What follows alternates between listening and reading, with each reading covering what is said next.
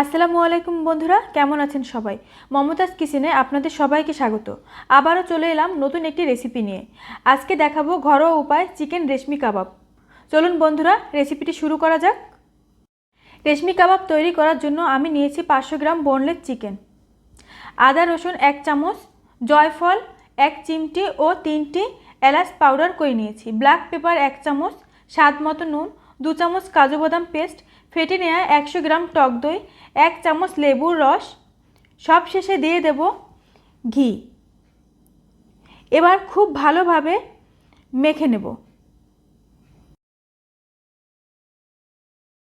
চিকেনটা ম্যারিনেশন হয়ে গেছে, এবার নর্মাল ফ্রিজে রেস্টে রাখবো 8 ঘন্টার জন্য।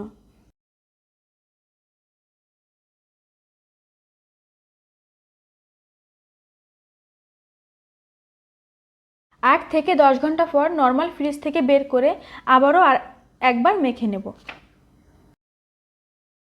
যে কোনো কাবাবের ক্ষেত্রে যত সময় রেস্টে রাখা যাবে কাবাবটা খেতে ততই টেস্টি হয়।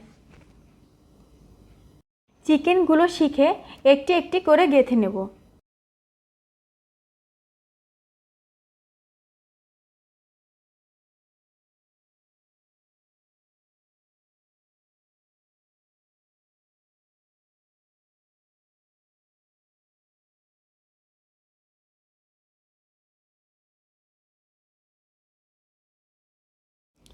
এবার একটি আয়রনের তাওয়ায় 1 চামচ ঘি দিয়ে ছড়িয়ে দেব।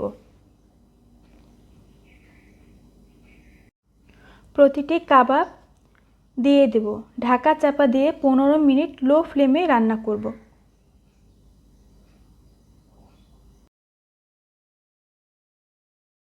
15 মিনিট পর কাবাবটি উল্টে দেব।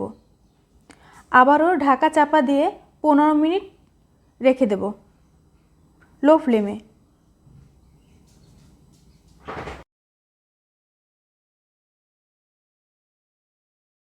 15 মিনিট পর কাবাবগুলো ভালোভাবে উল্টে দেব। বন্ধুরা, কাবাব আমার রেডি হয়ে গেছে। এখন 5 মিনিটের জন্য আবারও লো ফ্লেমে চাপা দিয়ে রাখব।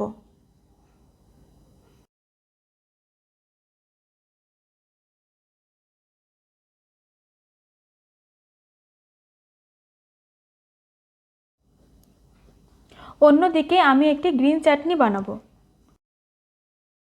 গ্রিন চাটনির জন্য আমি নিয়েছি সামান্য আদা ও 4 কোয়া রসুন, 4টি কাঁচা লঙ্কা, 2 চামচ লেবুর রস, 100 গ্রাম টক দই ও 50 ধনেপাতা। এবার একটি মিক্সার গ্রাইন্ডারে দিয়ে খুব ভালোভাবে স্মুথ একটি পেস্ট করে নেব। বন্ধুরা, আমার চাটনিটা তৈরি হয়ে গেছে। এবার আমি সার্ভ করে নেব। বন্ধুরা, ভিডিওটি যদি আপনাদের ভালো লাগে অবশ্যই লাইক কমেন্ট শেয়ার করবেন। আমি খুব কম সময়ে তৈরি করার চেষ্টা করেছি। সবাই ভালো থাকবেন এবং সুস্থ থাকবেন। আল্লাহ হাফেজ।